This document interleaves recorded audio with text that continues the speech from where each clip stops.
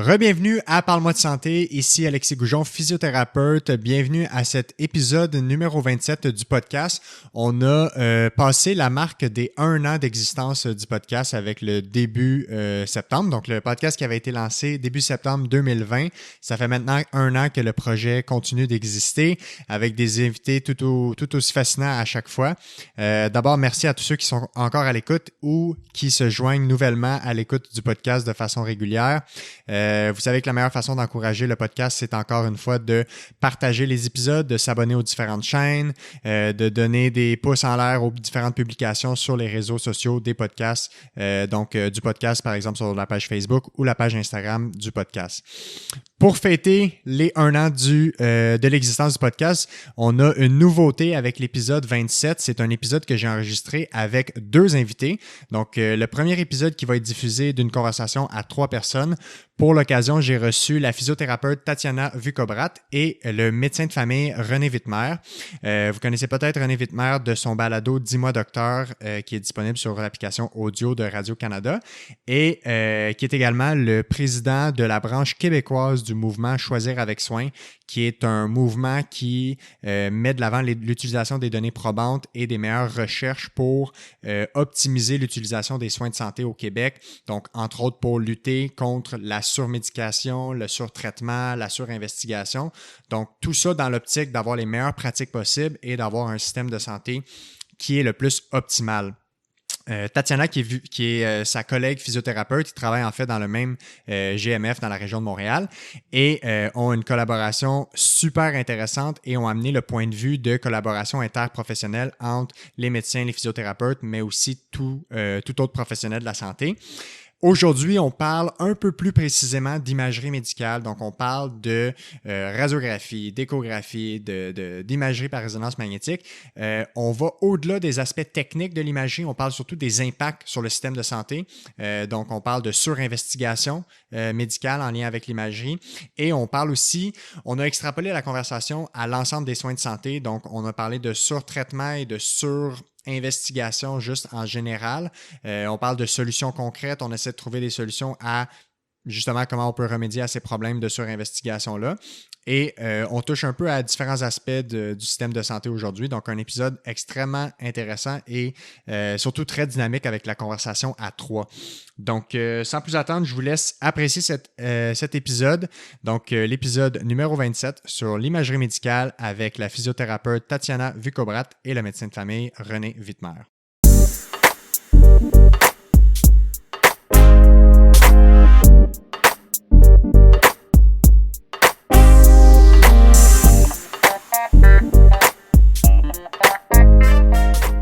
On est parti. Tatiana Vucobrat et René Wittmer, bienvenue à Parle-moi de santé. Comment ça va? Ça va super bien. Et toi, comment ça va? Ça va super bien. Salut, content d'être là. Ben oui, c'est une premier podcast à 3 invités, premier podcast avec des plexiglas, premier podcast avec pas juste du monde de profil dans la vidéo. Fait que là, ouais, ça change l'ambiance. Premier podcast, pas de plantes dans le coin ici.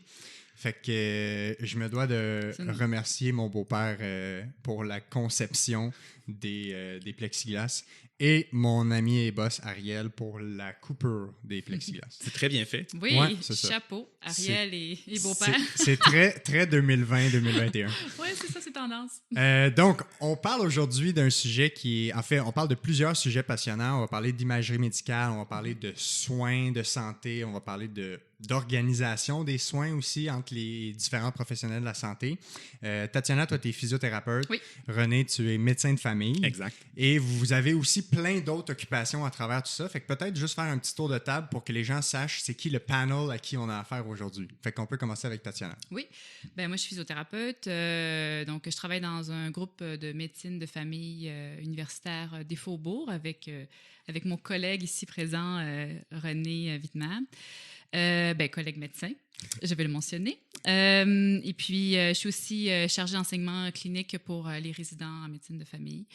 Puis c'est pas mal ça. Je sais pas, qu'est-ce que tu voudrais que je dise de ça, plus? Hein? Déjà, c'est parfait. Correct, juste que les gens sachent un peu, puis après ça, quand on partira, tout le monde va être sur la même Exactement. longueur d'onde. Puis moi, c'est René Wittmer. Moi, je suis médecin de famille aussi. On travaille dans le même groupe de médecine familiale universitaire. Puis je fais un petit peu de tout dans ma pratique comme médecin de famille. On enseigne ensemble les pathologies de l'appareil locomoteur aux résidents de médecine de famille. Donc, on est habitués de collaborer ensemble. J'enseigne à l'Université de Montréal. Je suis prof adjoint de clinique au département de médecine de famille et de médecine d'urgence de l'Université de Montréal aussi. Puis, si je me trompe pas, tu as un balado aussi. En fait, tu animes un balado qui est produit et réalisé par Radio-Canada qui s'appelle Dis-moi docteur. Exact. Que j'ai écouté 1 ou 2 épisodes cette semaine, puis c'est vraiment bien vulgarisé. Comment tu le décrirais, grosso modo? C'est des sujets de santé qui répondent un peu à des questions, des préoccupations de la santé que tout le monde peut se poser, en Oui, gros? exact. On essaie de faire un melting pot des questions les plus fréquemment posées aux médecins de famille et on essaie de jumeler à chaque épisode un aspect sur les aspects humains de la profession, par exemple les liens avec l'industrie pharmaceutique ou la confiance envers la science, les excès de la médecine, comment trop de médecine peut nuire dans certains cas, donc ce dont on va parler aujourd'hui. Ouais, donc il y a toujours des liens avec un thème un peu plus humain. Puis, René, tu es aussi le président de Choisir avec soin, qui est la branche québécoise d'un mouvement qui était originalement américain, si je ne me trompe pas. Oui, je suis président de Choisir avec soin Québec, pour être précis, parce qu'il y a aussi Choisir avec soin Canada, qui est l'organisme national, puis on a une branche dans chaque province, dont au Québec. Puis, je trouve que la mission, si on veut, de cette organisation-là rejoint un peu beaucoup de ce dont on va discuter aujourd'hui. Si tu avais à résumer un peu, c'est quoi le but de Choisir avec soin, puis pourquoi on a besoin de ça pour notre système de santé au Québec, mais à la limite, on pourrait l'extrapoler partout dans le monde. Oui, puis d'ailleurs, c'est un mouvement qu'on retrouve à plusieurs pays dans le monde. Sur les 5 continents, il y a plus de 20 pays maintenant qui sont membres et qui ont leur organisation locale. Choisir avec soin au Canada, c'est le porte-parole national pour des soins pertinents, pour effacer ou diminuer au maximum les soins de santé qui sont superflus et qui n'ajoutent pas de valeur à la santé de la population. Ouais. Comment, peut-être une question en 2 temps à vous deux, là, mais dans votre pratique, parce qu'on a des pratiques on a des professions qui se croisent beaucoup. On a il y a beaucoup de personnes qui nous consultent, qui sont communs, là, qui peuvent consulter un médecin de famille comme qui peuvent consulter un physio. Ma pratique étant en clinique privée est quand même très différente de votre pratique qui est dans un GMF, qui travaille en collaboration avec beaucoup de professionnels de la santé, qui est dans le système public aussi. Comment cette pratique-là s'applique à votre quotidien? Ou comment le fait d'innover avec des soins qui sont vraiment basés plus sur les données probantes et d'éviter justement tous ces soins superflus-là, c'est quoi la pertinence pour vous dans votre quotidien, dans un secteur public comme ça? Ben, en fait, je pense que ta question, on pourrait la diviser en différents segments.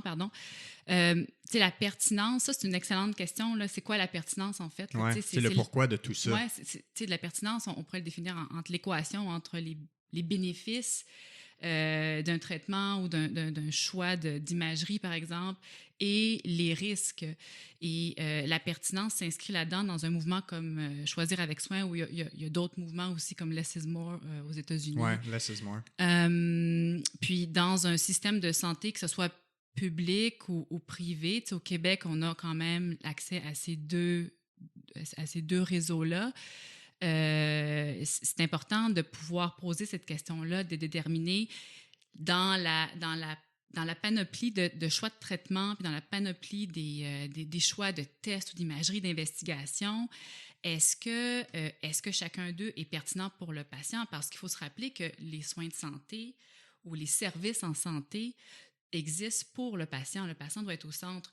Donc, il y a même une question en termes de consentement éclairé du patient. On doit leur proposer des tests ou des traitements et leur exposer les avantages, les bénéfices, mais les conséquences aussi, pour qu'on puisse aller chercher le consentement éclairé du patient, puis que le patient soit investi dans son plan de traitement, dans sa guérison, entre guillemets, ou dans son évolution.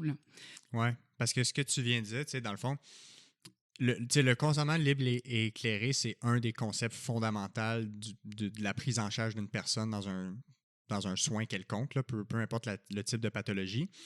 Et dans un système où on est rendu avec des technologies tellement avancées, il y a tout plein de tests d'investigation, de types de traitements, de références qu'on peut faire.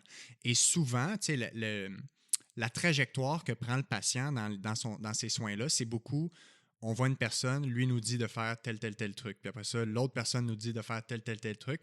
Mais peut-être que c'est pas autant d'emblée que tous les pour et les contre et les risques et les bénéfices et les potentiels effets néfastes de toutes les recommandations, investigations, traitements suggérés sont expliqués aux patients. Puis c'est impossible d'avoir justement ce consentement-là libre et éclairé si on n'est pas au courant de tout ce qu'on sait. En fait, si on n'est pas au courant de tout ce qu'on nous raconte. Et j'ai souvent l'impression que les patients savent un peu pas du tout ce sous quoi ils sont sous investigation ou ils ne savent pas exactement qu'est-ce qui se passe avec eux. Ils sont un peu barouettés à gauche et à droite dans un système à travers plein de tests et plein d'investigations. Mais comme tu dis, le système est extrêmement fragmenté, même à l'intérieur du réseau public ou à l'intérieur du réseau privé. Les soins sont fragmentés. Les gens consultent une panoplie de professionnels, des fois qui ne se parlent pas entre eux et qui vont proposer des tests. Et généralement, les soins, la surutilisation de faire des techniques d'investigation ou des traitements pour lesquels il n'y a pas beaucoup d'avantages comparés aux désavantages. Ouais.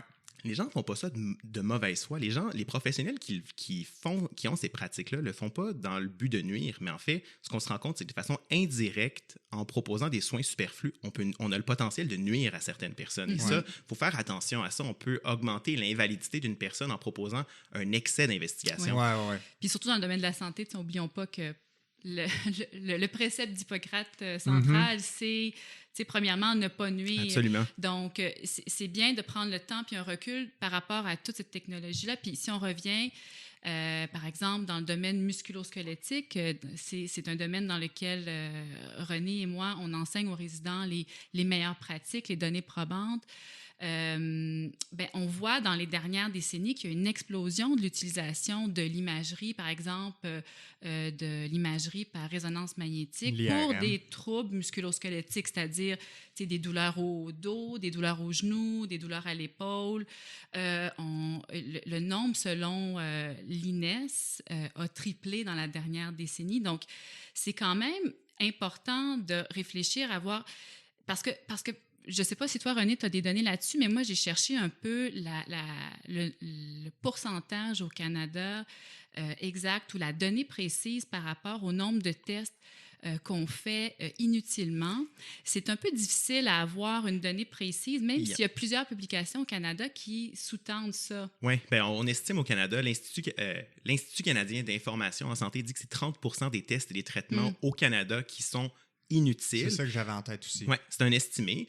C'est sûr que c'est dur à avoir le chiffre précis. C'est quand même une tendance qu'on voit mondialement. On n'est pas les seuls à avoir ce pourcentage-là. Non. Il y a des endroits où c'est un peu pire, dans certains systèmes, comme aux États-Unis. Comme nos voisins du Sud, exactement, aux États-Unis, où les assureurs peut-être s'intéressent un peu plus à la question parce que indéniablement, c'est associé aussi à des coûts. Non seulement qu'il y a peut-être des effets iatrogéniques ou des effets négatif pour le patient à moyen et long terme, même s'il y a de plus en plus d'études qui s'intéressent à ça, mais qu'on a encore beaucoup de chemin à faire pour étudier ce phénomène-là. Mais il y a aussi des effets sur les coûts de santé, sur l'utilisation des services, puis sur la chronisation peut-être de certaines conditions. Puis ça, vas-y. En fait, c'est intéressant. On dit que ça a des impacts négatifs et on parle de coûts. Et c'est important dans le mouvement Choisir avec soin. On ne veut pas focaliser uniquement sur les coûts parce que sinon, on donne l'impression que c'est du rationnement. On dit qu'on veut réduire les coûts et ça passe mal. Et ce qui passe bien, c'est justement de montrer que ce qui est au cœur de ça, c'est la qualité des soins et d'offrir le bon soin au bon patient au bon moment. Et ça passe vraiment mieux auprès de la population et auprès des cliniciens aussi. On se veut les défenseurs des intérêts de nos patients. Si on explique que c'est juste une question de coût, ça passe mal. Mais dans un système comme le nôtre où les ressources ne sont pas infinies, il y a ce qu'on appelle le coût d'option. Quand je mets les ressources sur quelque chose d'inutile, j'ai pas les ressources au bon moment pour investiguer le bon patient. Quand on a une liste d'attente pour des lombalgies, pour réaliser une IRM, par exemple, et que j'ai vraiment un patient qui en aurait besoin parce que j'ai une suspicion de cancer avec une métastase au niveau de la colonne, ce qui est heureusement très rare, mais j'ai pas accès rapidement en temps opportun à l'investigation. Donc, ça finit par nuire à la qualité des soins qu'on dispense. Puis ça devient un enjeu éthique. Absolument. De permettre de donner accès aux bons patients au bon moment à l'IRM, par exemple, dans le réseau public. Fait que, si on se questionne, mettons, pour débuter, là, d'un point de vue, puis j'aimerais ça avoir le point de vue toi comme physio, ou nous deux comme physio, puis toi comme médecin. Tu sais, si on parle précisément de l'imagerie médicale, qui est peut-être le sujet qui va nous mener à bien des endroits ailleurs après, toi, dans ta pratique, puis j'inclus dans ta pratique aussi l'enseignement que tu fais,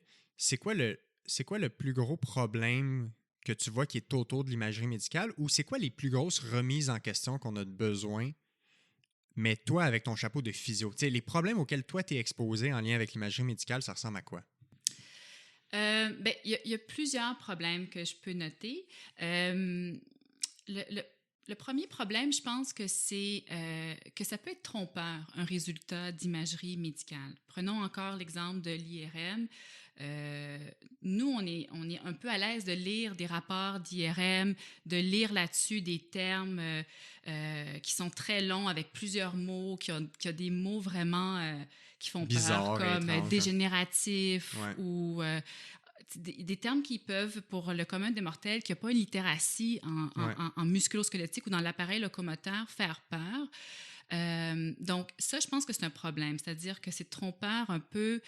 Ce qu'on peut retrouver, le long rapport de l'IRM qui revient, n'est pas nécessairement en lien avec les symptômes du patient. Ouais. Le meilleur exemple qu'on peut donner, c'est qu'un radiologiste qui lit une IRM ne pourra pas nécessairement dire c'est quoi les symptômes cliniques du patient, c'est quoi les plaintes du patient. Alors ça, il faut vraiment, je pense, arriver à départager les deux. C'est merveilleux, l'IRM, elle existe, et les nouvelles technologies en résonance magnétique sont de plus en plus puissantes. On trouve énormément de choses sur ces imageries-là.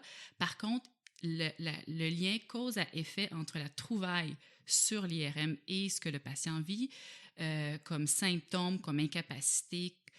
Ça, il faut faire attention de faire des liens rapides là-dessus. Puis je pense que les trois, on l'observe. On est d'accord. Puis, tu sais, je lisais sur Twitter pas plus tard qu'il y a 2 semaines, tu connais la physio Joe Gibson, je pense es-tu est américaine. Américaine, oui, qui est beaucoup impliquée. Non, elle n'est pas américaine. Non? Australienne? Elle a un bel accent, oui. Ouais. C'est pas en tout cas, américain.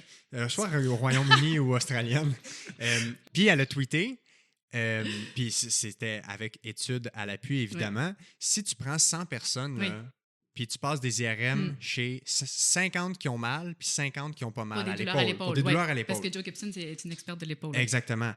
Le radiologue est incapable de savoir quel groupe qui a mal. Exactement. Fait que s'il y a 100 IRM, puis que là-dedans, il y en a 50 qui ont des douleurs, puis 50 qui n'ont pas de douleur, puis qui doit dire, OK, toi, je pense que tu as une douleur, toi, je pense que tu n'as pas une douleur, ils vont pas être capables de déterminer qui a mal de qui a pas mal. Fait que ce qui explique la douleur musculo-squelettique, que ce soit l'épaule, le genou, le dos, va beaucoup au-delà de ce qu'on est capable de voir à l'imagerie médicale et ne reflète pas l'ensemble du portrait qu'est la personne, qu'est ses enjeux, ce avec quoi elle vit, ses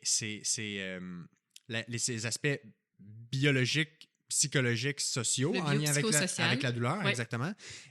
Donc, on peut pas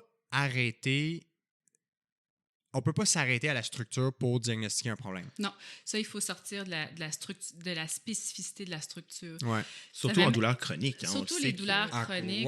La lésion mécanique, entre guillemets, simple, n'est souvent pas le seul problème sous-jacent qui explique pourquoi les gens ont encore mal. Et on focalise des fois sur une hernie discale ou on focalise sur de l'arthrose au niveau de la colonne, alors que c'est rarement ça qui explique dans l'ensemble le tableau de la personne. Puis ça m'amène à un deuxième point. Tu as mentionné l'arthrose, c'est qu'après ça, on met des étiquettes. Là, on a trouvé de l'arthrose dans le dos, comme plein de gens, on va trouver de l'arthrose dans le dos. Mais mettons dans le dos, 80% des gens à 50 ans ont de l'arthrose. C'est ça, exactement. Même à 20 ans, on peut retrouver 40 ans, on peut retrouver de l'arthrose.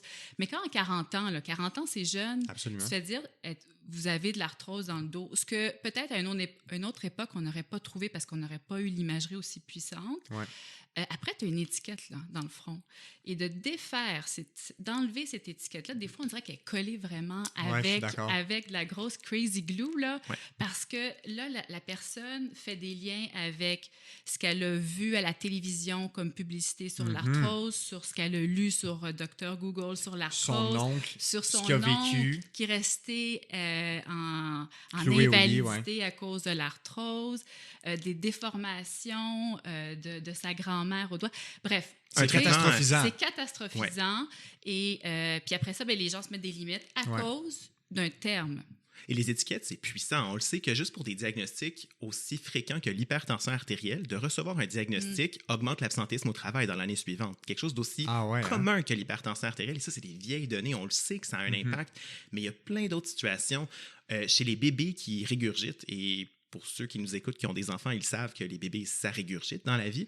Mais quand on présente aux parents, on leur dit que leur bébé est un grand régurgiteur, versus si on leur dit votre bébé fait du reflux gastro-œsophagien physiologique qui va passer avec l'âge, bien, les parents pour qui on pose un diagnostic sont beaucoup plus enclins de vouloir une prescription d'antiacides alors que c'est un problème bénin qui est généralement peu aidé par les antiacides et qui va se régler de lui-même. Donc, l'impact de l'étiquette. Puis moi, j'irais plus loin que ça. Les gens s'identifient à leur étiquette médicale. Ah oui, à leur pathologie. Exact. Fait que pour eux, les gens vont dire, tu sais, comme mes hernies.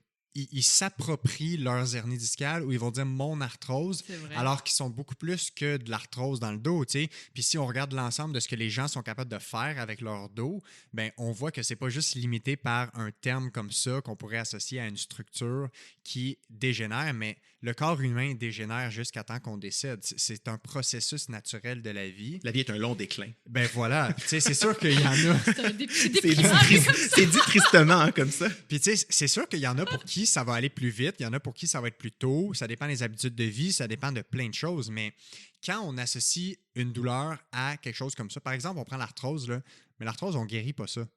Mais donc, ça donne un message de désespoir aux gens que tous ceux qui ont mal et qui ont de l'arthrose ne peuvent pas guérir. Mais l'arthrose et la douleur, c'est deux choses. Il y a autant de gens, mettons qu'on prend l'arthrose du genou, bien, il y a autant, sinon plus, de gens avec de l'arthrose au genou qui n'auront jamais mal dans leur vie.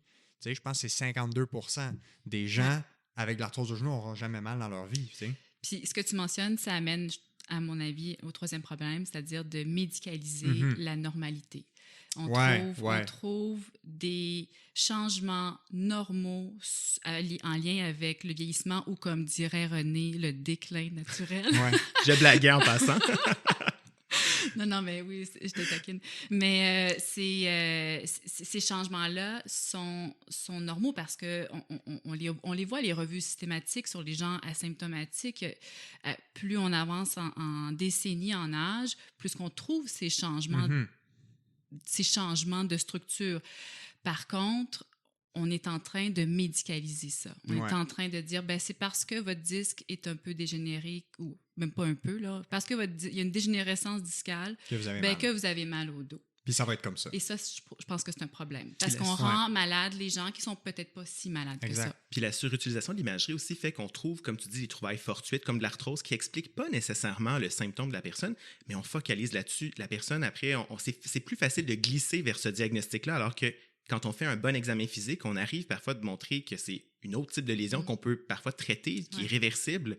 Donc, ça amène peut-être le potentiel de glisser vers le mauvais diagnostic en se fiant de façon démesurée à l'imagerie. Puis, tu sais, en lien avec ça, on a parlé, j'aime vraiment comment tu l'as formulé, de médicaliser ou de pathologiser la normalité. Puis, tu sais, j'avais fait une publication pour faire ressortir les différentes statistiques en imagerie médicale. Puis, tu sais, je les ai ramenées ici pour ceux qui sont fans de statistiques. Mettons qu'on y va en rafale. Là. Chez les jeunes adultes en santé, 25% qui ont des hernies discales asymptomatiques. Les hernies discales, c'est vu de façon très négative et de façon très incapacitante. 25% des jeunes en bonne santé en ont. 80% des personnes à 50 ans ont de l'arthrose discale asymptomatique. Fait que 80% de 50 ans et plus ont de l'arthrose. La majorité des gens.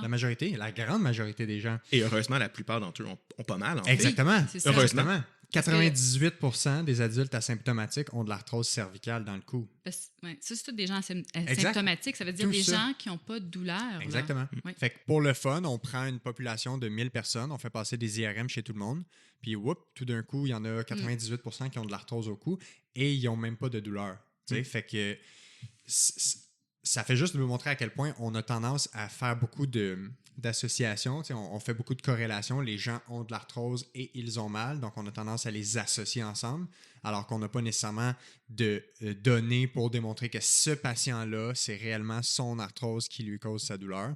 Fait que de ton côté, toi, comme médecin de famille, c'est quoi les enjeux que tu as à manipuler ou c'est quoi les problèmes que toi tu vois en lien avec l'imagerie médicale? Ben, je pense qu'on l'utilise trop de façon Ouais. générale. Puis ça, la littérature, c'est pas juste mon opinion, c'est la littérature qui est derrière ça. En fait, on le voit qu'il y a plusieurs problèmes de santé pour lesquels on n'aurait pas besoin d'imagerie et il y a une tendance à vouloir utiliser l'imagerie. Comment je dirais, si on a accès à une modalité diagnostique, on va l'utiliser. Et souvent, en fait, et les gens vont vouloir l'utiliser pour aller au fond des choses. C'est pas nécessairement, ça part pas d'un mauvais sentiment de vouloir être rigoureux et de vraiment prouver le bon diagnostic.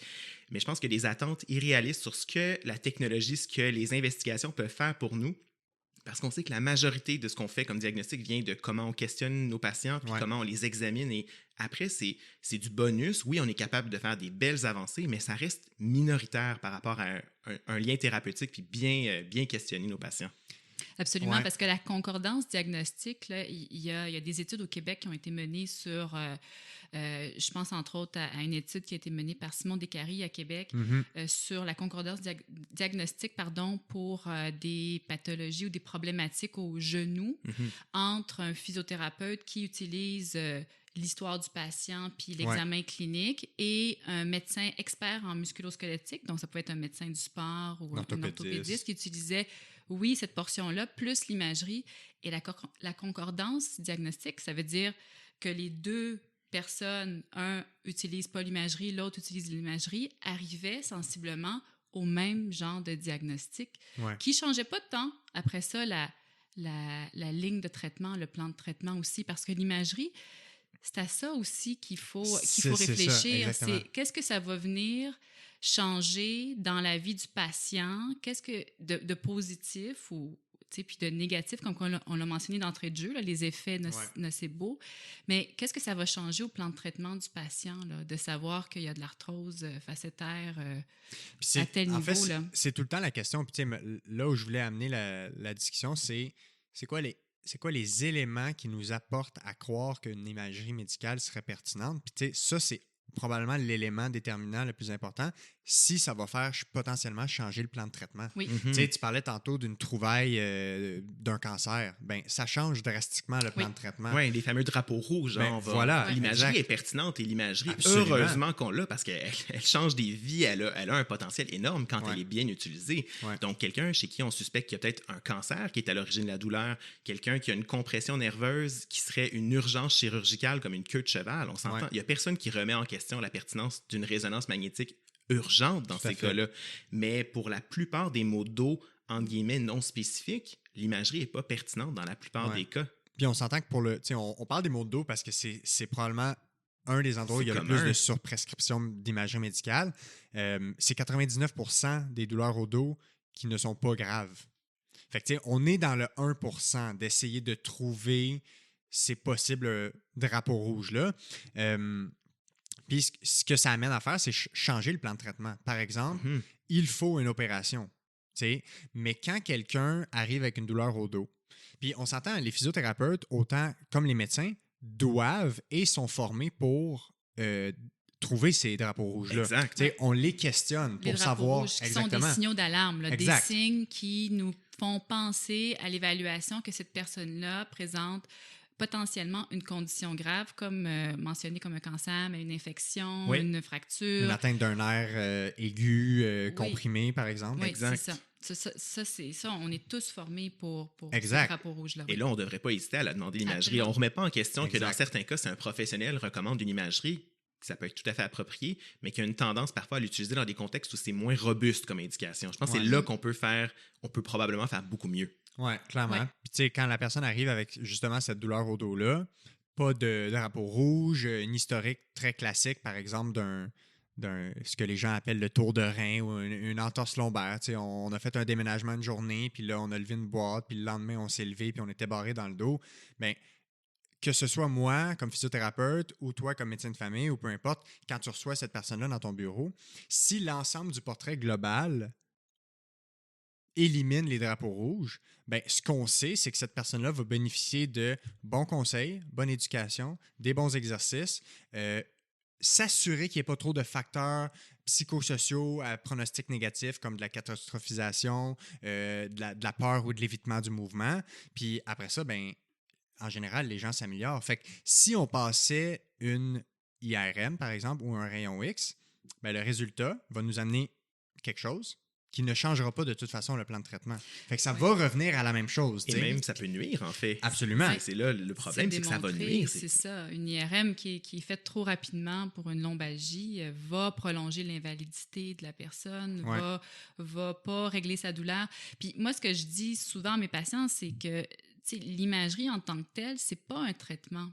Donc, regardons ce que vous voulez atteindre, regardons ce que vous avez envie d'atteindre comme objectif ou d'améliorer.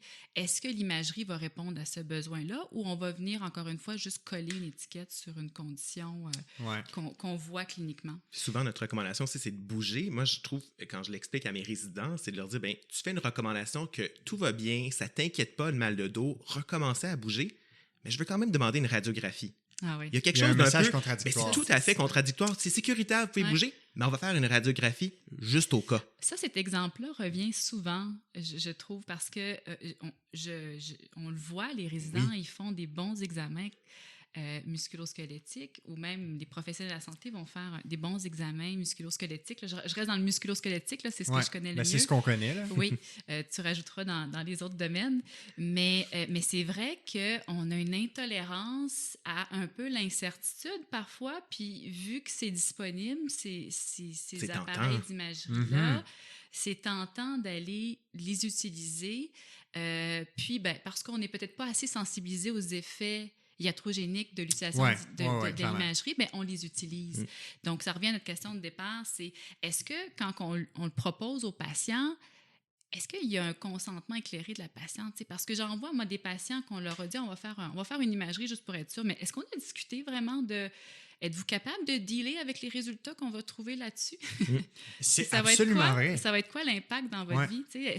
Êtes-vous du type anxieux ou moins anxieux? C'est quand même des éléments qui doivent être discutés avec le patient. Puis je sais qu'avec Choisir avec soin, ça, c'est des questions que vous demandez aux patients de poser par rapport à l'imagerie, mais par rapport au traitement en général en médecine. Oui, l'idée de la campagne, c'est beaucoup d'initier des conversations entre les patients et leurs cliniciens. Et c'est vraiment de dire, on devrait s'interroger sur certains tests et certains traitements pour lesquels la balance entre les risques et les bénéfices n'est pas claire. Et c'est pas qu'il faut unilatéralement jamais en faire, on reste des cliniciens. Il y a des situations où ça reste ambigu et on va peut-être pencher vers la sécurité. C'est généralement ça qu'on fait. On va faire plus de tests que pas assez, généralement.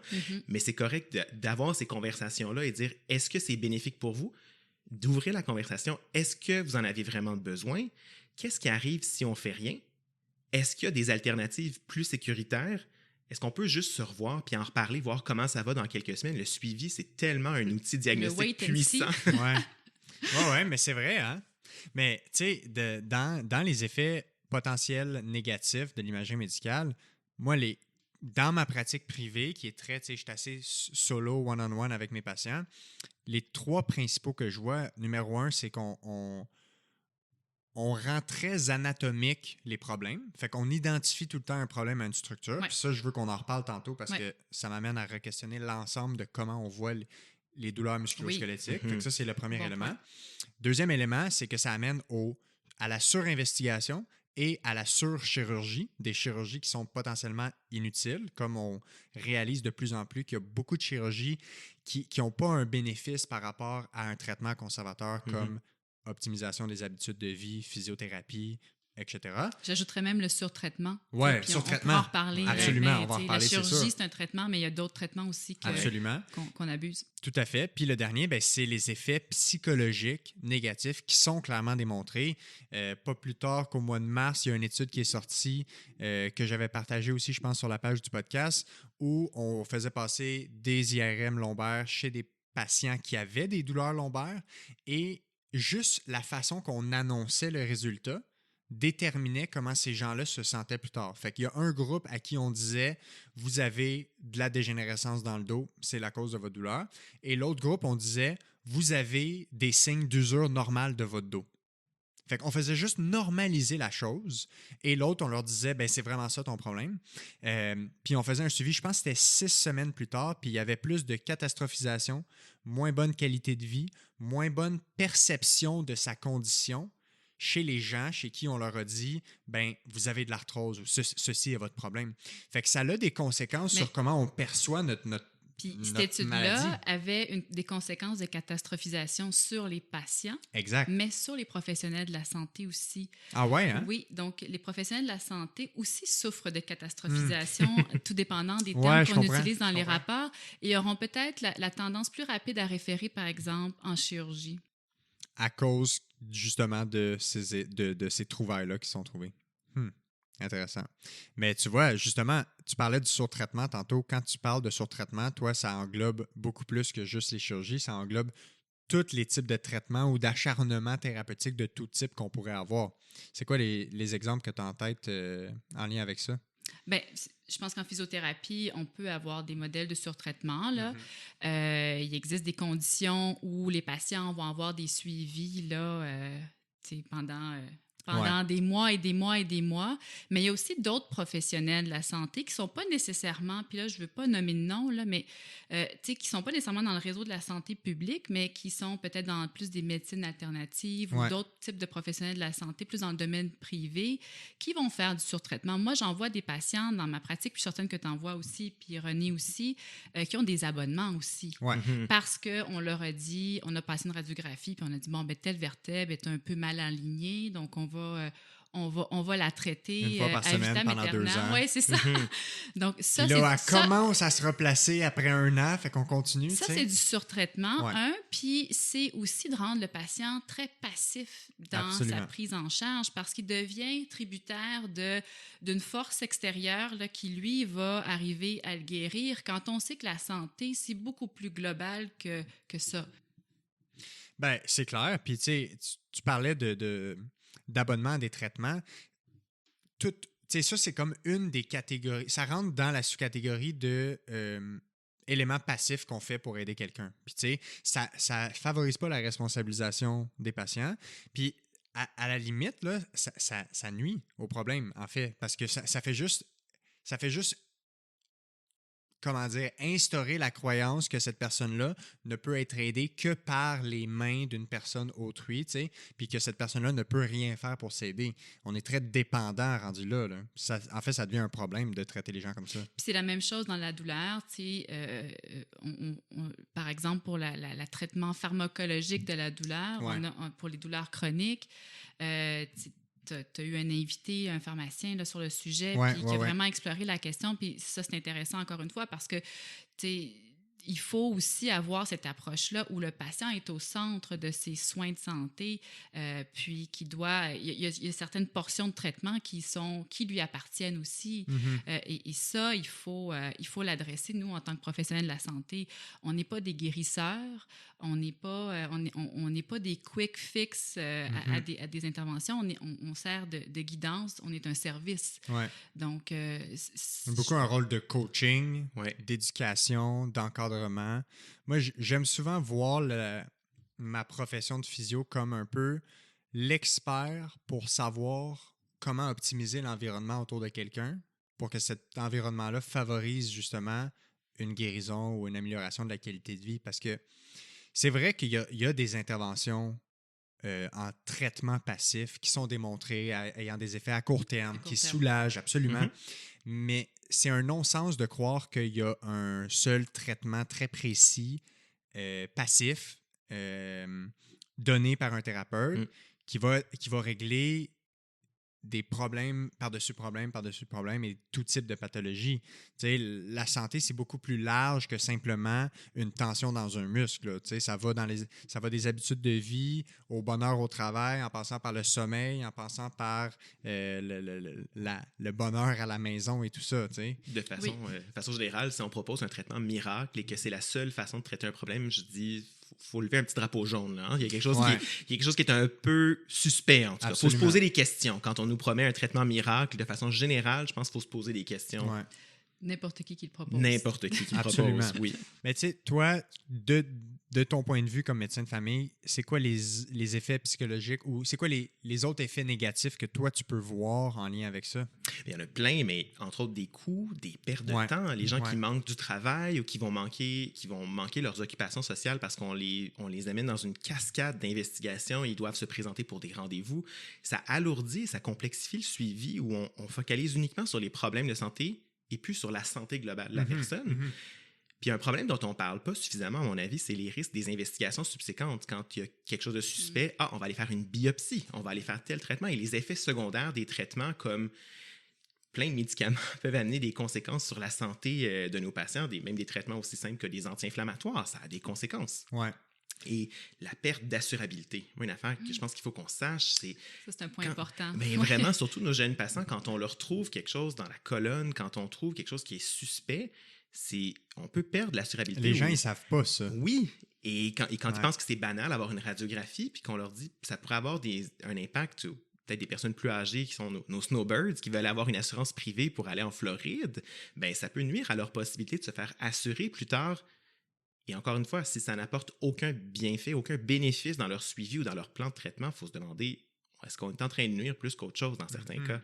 Et ça, je suis sûr que 99% des gens qui ont passé une investigation quelconque n'ont jamais pensé à ça. Que ça peut avoir un impact sur justement leur assurabilité. Que le fait que c'est une trace au dossier médical. C'est là dans le système de santé, c'est dans le DSQ, dans le dossier Santé Québec. T'sais. Oui, quand tu fais une demande d'assurance, une assurance vie, une assurance, ils font venir les dossiers. Tu signes les documents là, pour qu'ils aillent fouiller dans tes affaires. Ça fait que si tu fais des investigations à chaque année puis qu'il y a plein de trouvailles, là, pose-toi pas des questions. Non, c'est clair. C'est de la difficulté à te faire assurer. Est-ce que vous pensez que la façon qu'on a organisé et structuré le système de santé, et j'irais plus loin dans le sens où on est très... Puis là, on va rester dans la santé musculo-squelettique. Okay? Fait qu'on parle des blessures, des bobos, parce que c'est ce que nous, on connaît, puis tu apporteras le point de vue qui complémente. Est-ce qu'on a trop... le modèle patho-anatomique, qui est de identifier une structure à la cause d'un problème ou à la base d'un problème et d'ensuite trouver un remède pour guérir ou optimiser cette structure-là. Est-ce que ça part pas de ça un peu, tout ce problème-là, et que finalement, c'est un effet boule de neige qui fait en sorte qu'on n'est plus capable de ralentir le bateau. Puis plus le bateau est gros, plus il est dur à faire tourner. Là. On est tout le temps dans la recherche du « mais qu'est-ce qui fait mal? Mais qu'est-ce que c'est qui fait mal? C'est quoi son nom? C'est quoi la structure? » Puis on s'entend là, en haut de 50% du temps, puis même peut-être 75% du temps, on ne le sait pas qu'est-ce qui fait mal. On ne peut pas le savoir tout le temps exactement, précisément. Fait qu'est-ce que ça part pas un peu de là, la base du problème? En tout cas, certainement que ça règle certains problèmes simples, les problèmes aigus, ça fonctionne, mais on passe à côté de tous les problèmes complexes, les problèmes qui se chronicisent. Cette approche-là ne fonctionne pas pour une grande proportion des personnes. Puis c'est très drôle que tu mentionnes ça, la tendance à vouloir mettre un terme ou vraiment cibler quelle lésion et où est la lésion. On apprend ça. C'est une ménisque, c'est le ligament, c'est le tendon. Alors que des fois, on s'en fout un peu. Ça ne change pas vraiment comment on va traiter la personne. Souvent, hein? Souvent, tout le temps. Et c'est une des difficultés de nos résidents en médecine de famille. Ils disent j'ai de la misère à vraiment cibler c'est quoi le ligament qui est blessé. Je dis ça va-tu vraiment changer quelque chose dans la prise en charge du patient? Puis là, c'est vrai.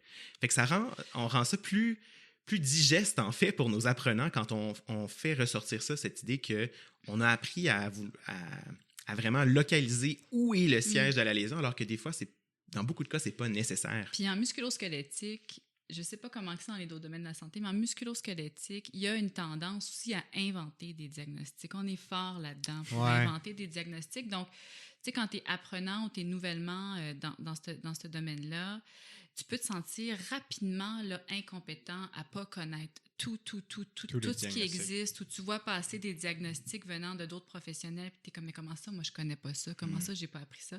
Puis tu te sens incompétent de ne pas être capable de dire exactement que c'est tel tendon, tel ligament qui cause le problème. Quand ça change pas grand-chose dans la suite du traitement, puis dans l'évolution. Parce que, en fait... Parce que qu'est-ce qui change, là, puis ce qu'on a, cette approche-là, René et moi, c'est important en première ligne de s'assurer que le patient rentre dans la bonne catégorie de grands diagnostics. Est-ce que c'est un diagnostic musculo-squelettique? Donc, est-ce que c'est un diagnostic qui touche les os, les articulations, les ligaments, les muscles? Oui, non. Non, OK. Est-ce que c'est un diagnostic plus de maladies inflammatoires? Est-ce que c'est un diagnostic plus dans la catégorie néoplasique, cancer? Fait que, tu sais, ça, c'est important. On n'est pas en train de dire, hey, c'est pas grave, là. Non, c'est ça. On banalise pas l'importance d'un bon diagnostic. Mais tu sais, quand tu es dans la bonne boîte, là, après ça, le fine-tuning, tu peux le faire avec le temps. Oui, exact. Puis, tu sais, de toute façon, comme physiothérapeute, quand on évalue quelqu'un, tu sais, nous, on a le temps d'évaluer. Tu sais, un médecin de famille qui reçoit son patient qui a mal au genou, il y a 15, 20 minutes, 30 minutes peut-être, là, puis... Pour 4-5 problèmes. Il a juste sa médication pour l'hypertension, puis en plus, sa fille, elle a de l'acné, fait qu'elle lui donne une crème, tu sais, puis il y a bien des choses à régler en même temps. Nous, on a le temps, on a 1 heure et demie, peu importe le modèle.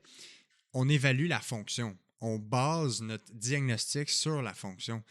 Tu sais, d'avoir un ménisque qui fait mal, qui est déchiré ou peu importe, ben j'en ai vu des ménisques déchirés, moi, qui courent des marathons, puis j'en ai vu qui ne sont pas capables de mettre du poids à terre. Fait que comment on peut mettre ces deux personnes-là dans la même catégorie en disant, ben vous avez les deux un ménisque déchiré? Ça n'a juste aucun sens voir le modèle d'évaluation de traitement de cette façon-là. Fait qu'on évalue les limitations. Exactement. Fait que tu sais, on évalue c'est quoi les limitations, puis on ne traite pas un ménisque, on traite une personne à être capable de monter les escaliers. On rééduque la personne à faire un squat, on rééduque la personne à faire du vélo, à faire son jardinage, tu sais. Mais des fois, j'ai l'impression qu'on perd un peu l'essence de tout ça. Puis ça s'incruste chez les patients parce que les patients, ils ne comprennent pas exactement nécessairement qu'on ne s'attarde pas à la structure précise ou qu'on ne s'attarde pas à spécifiquement la douleur. C'est contre-intuitif. Ben voilà, exactement. T'sais, moi, je demande tout le temps aux gens, qu'est-ce qui est important pour vous comme atteinte d'objectifs? On travaille pour faire quoi? Ben, pour plus avoir mal. Tu sais? Mais c'est pas ça la question. Tout le monde est là pour plus avoir mal. La vraie question, c'est tu veux plus avoir mal pour être capable de faire quoi? C'est quoi que tu n'es plus capable de faire en ce moment? C'est quoi l'objectif? Oui, ben c'est ça. Mais l'objectif des gens, si tu le demandes au premier niveau, ils vont dire avoir moins mal. Mais si tu pousses pourquoi, tu vas être capable d'avoir quelque chose de plus intéressant. Mais ce que ça m'amène à dire, c'est on est très focusé sur la structure. Fait que quand on pense à structure, on pense à plus on met du stress sur quelque chose, plus ça peut déchirer, ça peut s'abîmer.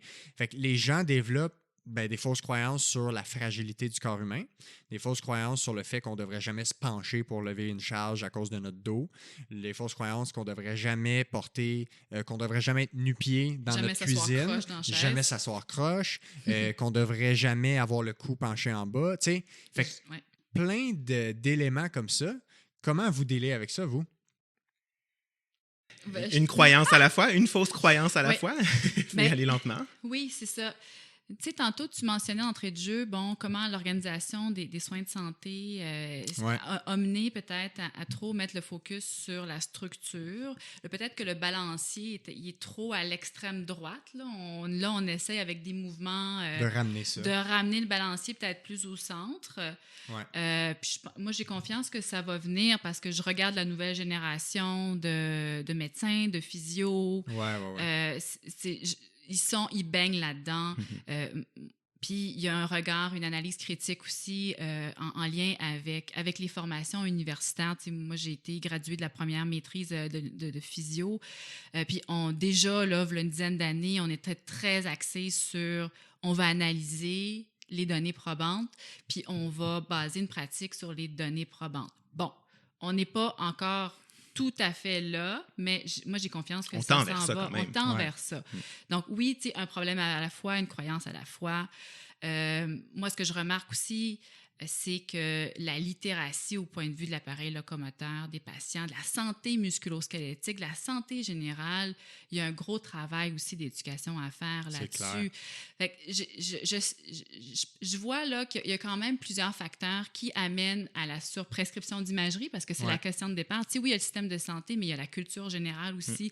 On tolère très mal l'incertitude. Nous-mêmes, comme nos patients. Les deux, je pense que c'est une responsabilité partagée sur la tolérance au risque. Et je pense que les deux de façon générale, on est intolérant au risque. Ben, Puis ça on vient de l'a la vu- pression des patients, des fois, On d'avoir l'a vu avec la une AG. pandémie. Parfois. Souvent. Tu sais, on l'a vu avec la pandémie. Là, tu sais, les gens ont besoin d'avoir, OK, ça va être 100% efficace ou pas efficace. Tu sais, on va déconfiner quand. Exact, Là. ouais. Fait qu'on- Ils ont eu beaucoup de misère avec le back and forth des. C'est ça. Mais C'est la démarche scientifique. On Ben, a suivi voilà. ça en direct, la démarche Exactement. scientifique dans la dernière année. à fait. Et avec C'est ça. le pas d'avant, le pas de recul, que ça en vient mêlant.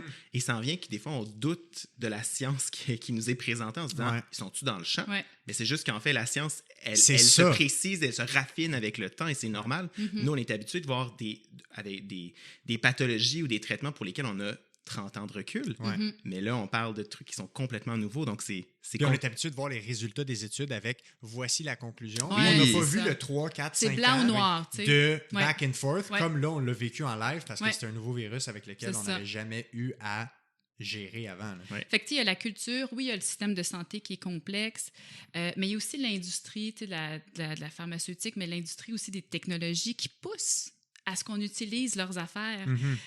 Puis, tu sais, il y a tout l'enjeu de c'est qu'est-ce qui est de la promotion de la santé versus qu'est-ce qui est de la pub pour un produit. Ça aussi, on est là-dedans, puis ça influence là, le surtraitement, la surmédicalisation, la surprescription. Il y a les professionnels de la santé aussi, tu sais, on parle, on voit les guides de pratique. Moi, sur le terrain, je le vois que ces guides de pratique-là sont pas toujours, on n'adhère pas tant que ça à la pratique des guides de pratique ou aux croyances des professionnels de la santé. Puis finalement, tu sais, je pense qu'il y a aussi les patients puis le public là, qui s'attendent à avoir des quick fix. Ouais, ben c'est Comme ça. on amène la voiture au garage, dans 2 jours, elle va être réparée. Ben, c'est la même chose avec mon corps. Dans 2 jours, il va être réparé. Mhm. Il y a ces attentes-là aussi qui viennent du public. Fait que je pense pas qu'on peut juste s'attaquer au réseau de la santé. Je pense que c'est une problématique global. qui s'inscrit, tu sais, qui est comme interreliée. Puis je pousserais l'analogie de l'auto au garage un peu, comme on fait vérifier pour une inspection mécanique à toutes les quelques années, ben les gens vont chez le médecin en se disant je fais mon check-up, on va lever le hood, on va aller voir si tout va bien en dessous, alors qu'il y a beaucoup de problèmes qu'on n'est pas capable de détecter avant qu'ils se présentent réellement. Si on n'a pas de symptômes, c'est très rare qu'on met en évidence des choses lors de notre examen physique. Ça, c'est un excellent point, hein, parce que ça revient encore une fois à tu sais, la prévention. Ouais. Oui, mais tu sais, la prévention, Elle a ses limites. elle a ses Et limites. quelle est la vraie prévention? Est-ce que c'est C'est d'aller chez le ça. médecin pour faire Ouais. un examen complet ou est-ce que c'est d'avoir des bonnes habitudes de vie, d'être actif et de bien manger? Probablement qu'on a beaucoup plus de bénéfices à ces changements d'habitude-là qu'une visite de routine. Il faut faire Ouais. attention à ces visites de routine-là, oui.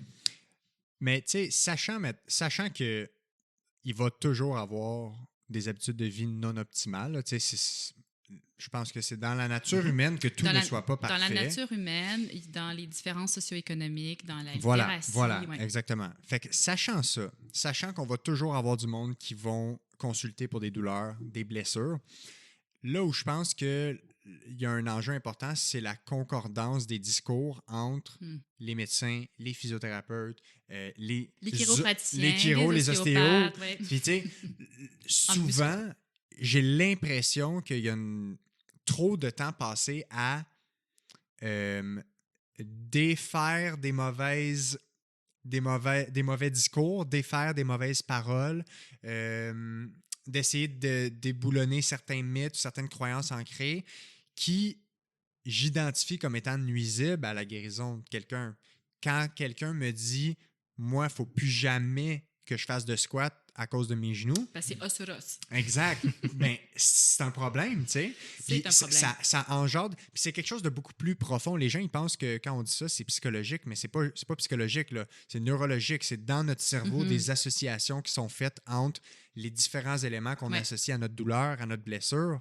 Tu sais, comment on fait, en fait, pour s'assurer que les discours des professionnels aillent dans le même sens, puis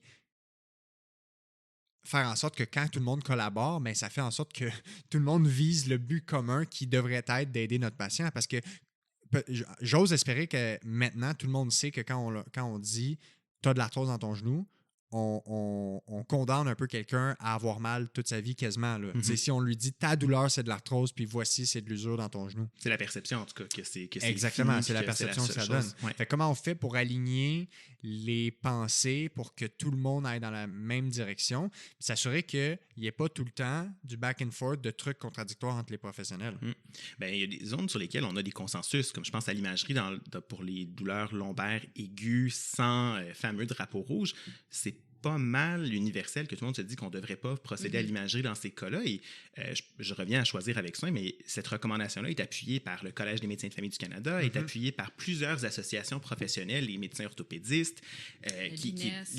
Il y a plusieurs personnes qui vont dans le même sens. Donc, je pense, dans certains cas, on a un consensus scientifique. Et il y a certaines zones où il y a peut-être la controverse, et là, c'est sûr qu'on va avoir une variabilité de pratique. Mais les zones pour lesquelles il y a clairement un consensus établi, je pense qu'il faut mettre des mesures en place pour s'assurer que ce soit respecté et qu'on utilise le bon test au bon moment. Oui. Ouais, ben tu sais, j'ai l'impression que... Parce que en fait, il y a bien des choses qu'on sait. Tu sais, il y a tout le temps un gap entre la littérature et la science a identifié ceci comme étant la bonne pratique. Puis là, il y a un gap avec le moment où on l'intègre. Où on l'applique réellement.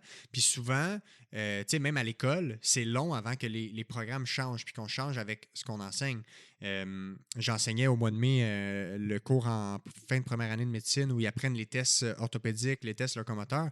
Puis tu sais, c'est encore les mêmes tests orthopédiques que moi j'ai appris à l'école qu'on a identifiés comme étant des tests poches. T'sais.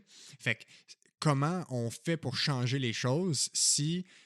Quand on gradue avec les mêmes perceptions ou les mêmes discours. Tu sais, c'est long changer des discours, là, c'est long changer des pratiques. Puis quand tu as eu ta formation de base qui est ancrée dans des façons de penser puis des façons de diagnostiquer, c'est difficile d'être capable d'être malléable puis de t'adapter à toute la nouvelle science qui rentre à chaque jour. Bon, ben là, il y a un travail des universitaires là, à faire là, de faire un ménage puis de ramener l'éducation puis l'enseignement au niveau des données probantes. Ouais. Il y a aussi un travail des médias, il y a un travail des associations, il y a un travail des fédérations, il y a un travail quand même de partager cette connaissance-là pour ramener un peu tout le monde au même diapason. Oui, c'est clair. Donc, c'est sûr qu'il va toujours avoir des gens un peu réfractaires. Il va toujours avoir des gens qui vont faire les choses à leur façon. Mais si ça pouvait être plus la minorité que la majorité, déjà là, on va être gagnant. Puis les patients vont justement être moins mélangés dans toutes les informations qu'ils reçoivent, qui peuvent paraître parfois contradictoires, tout dépendant à qui ils ont parlé. Là. Dans le fond, il n'y a pas de quick fix pour régler le problème de la surutilisation de non. l'imagerie ou des problèmes de ça, surutilisation c'est générale. ça, là. Tu demandes un quick Ouais, fix. c'est ça. Il n'y a pas de quick fix en ce moment, c'est ce qu'on dit. Ben, comme dans tous les domaines, finalement. Mais, tu sais, concrètement, là, on sait que quand il y a deux personnes, ou 2 ou 3 ou 4 professionnels qui disent quelque chose de contradictoire à un patient, ça diminue l'adhérence au traitement, ça diminue probablement la confiance en le professionnel de la santé ou en la santé. Ça fait en sorte des fois que les gens, ben, ils vont se dire, ben, regarde, si je ne suis pas capable d'avoir une réponse qui est claire de tous mes professionnels, ben, je vais peut-être m'arranger moi-même, je vais peut-être aller fouiller sur Internet, je vais peut-être demander à ma tante, mon oncle. Tu sais, fait que ça devient un sérieux problème quand, puis ça, c'est quelque chose quotidiennement, là, ou si c'est pas quotidiennement, c'est à chaque semaine que je reçois quelqu'un dans ma clinique puis qui s'est fait dire par un autre professionnel, puis j'inclus les physios, là, ça peut être un physio, un médecin, un ostéo, un podiatre, peu importe, qui s'est fait dire quelque chose qui n'a pas d'allure, tu sais.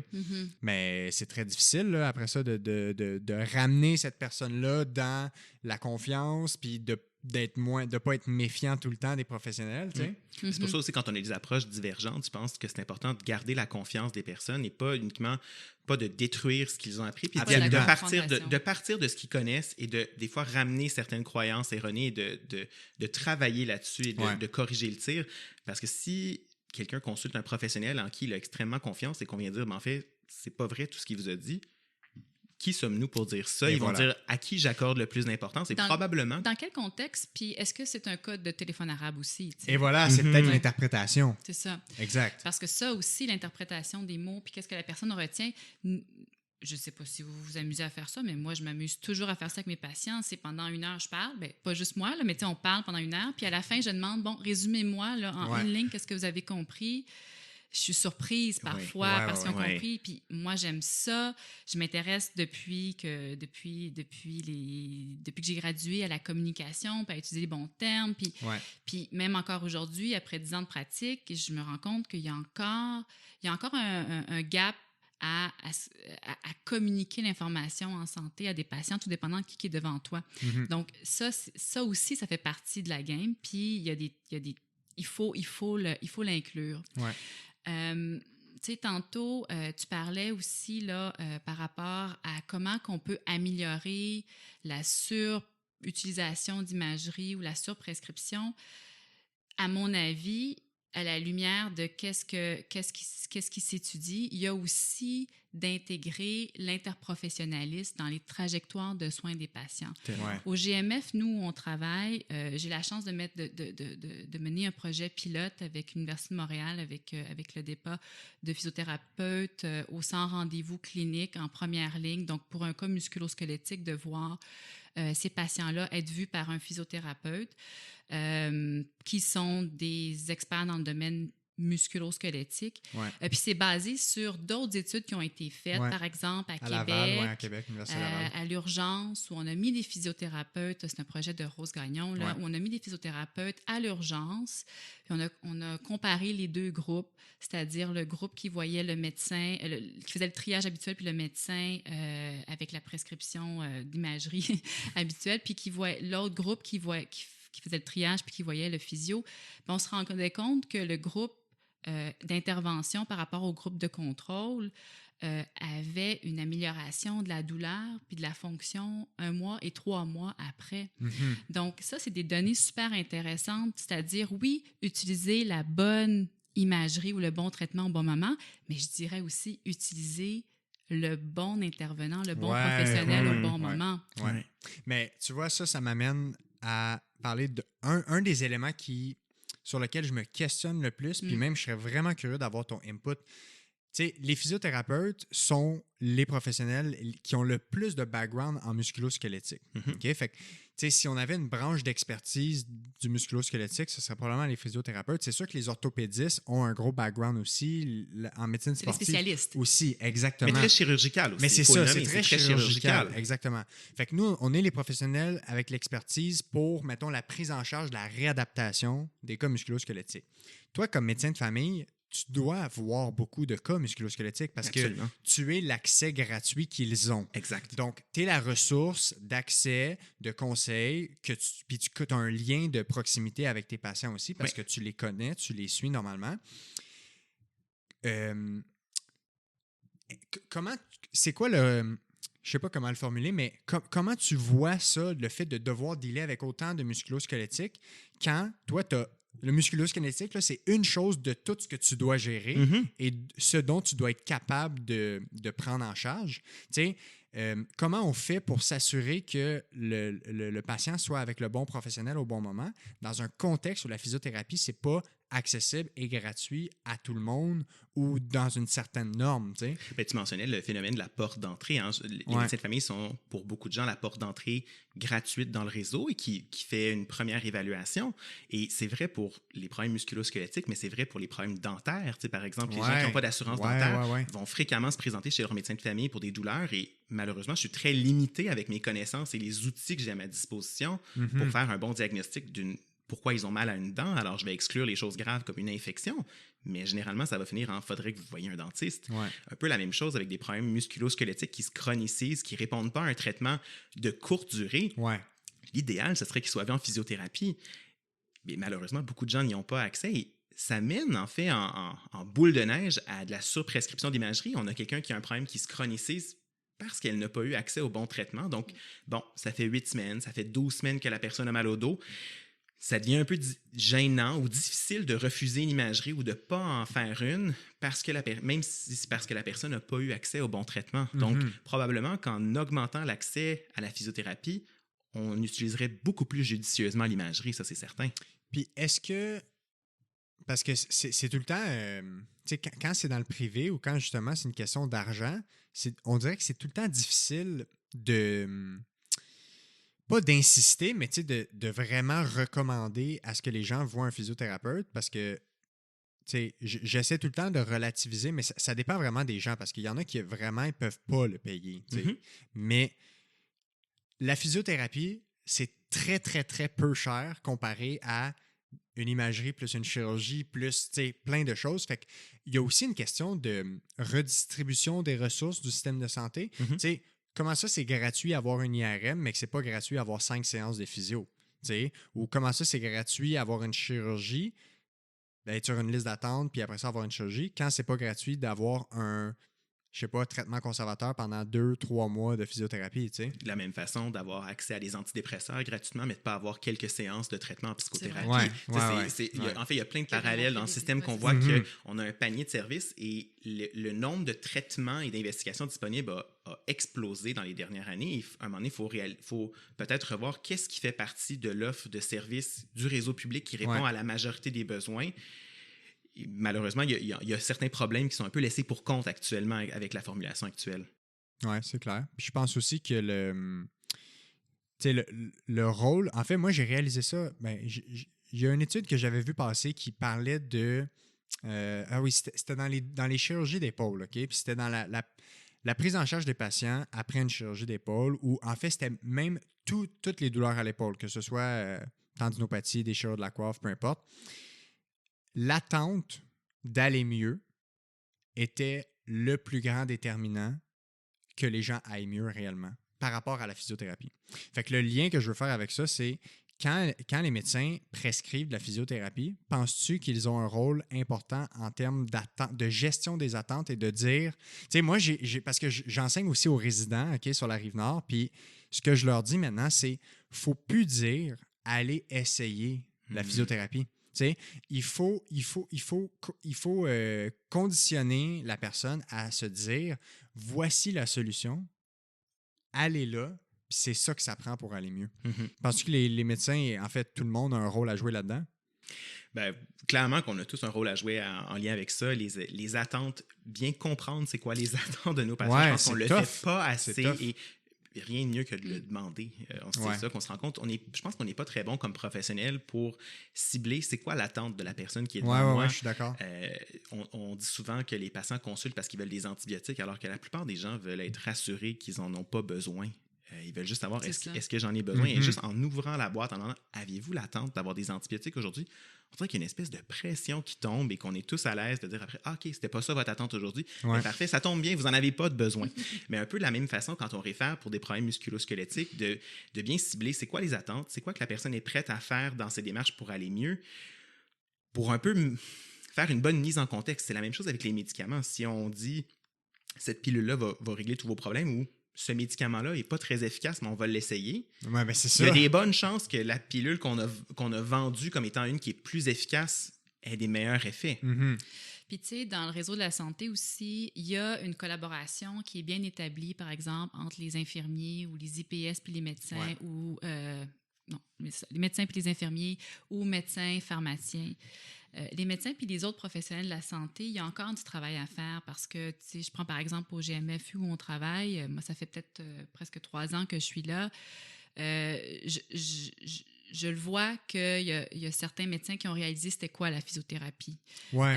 Puis c'est quoi, quels sont les bénéfices, puis quelles sont les limites aussi de cette profession-là, qui était peut-être parce qu'ils n'ont jamais vraiment côtoyé de physiothérapeute ou de département de physiothérapie ou qui n'ont jamais été visiter une clinique de physiothérapie privée, tu sais.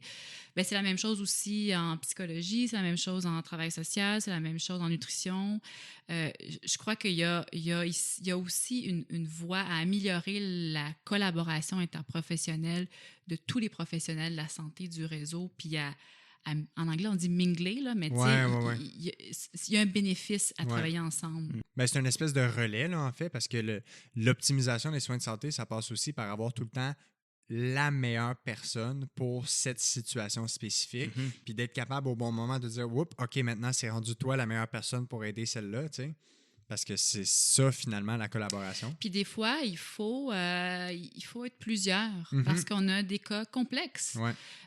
Puis, tu sais, l'exemple parfait, c'est une douleur chronique qu'on envoie en physiothérapie. La physiothérapie a ses limites aussi. En tant qu'intervention unique, là, c'est pas dans les meilleures données probantes. Là. C'est des interventions interdisciplinaires qui vont arriver à des fins. Donc, ça aussi, il faut l'intégrer. Oui, c'est clair.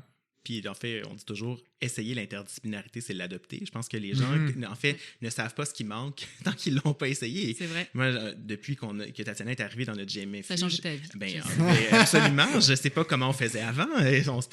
Mais vraiment, de mieux connaître comment tout le monde travaille, c'est quoi leur champ de compétences, fait vraiment qu'on est capable de mieux travailler ensemble. Puis, tu sais, je sais que toi, tu travailles en clinique privée puis tu as la chance de côtoyer des résidents. Mais moi, je le vois aussi, des physios qui sont frustrés des prescriptions médicales.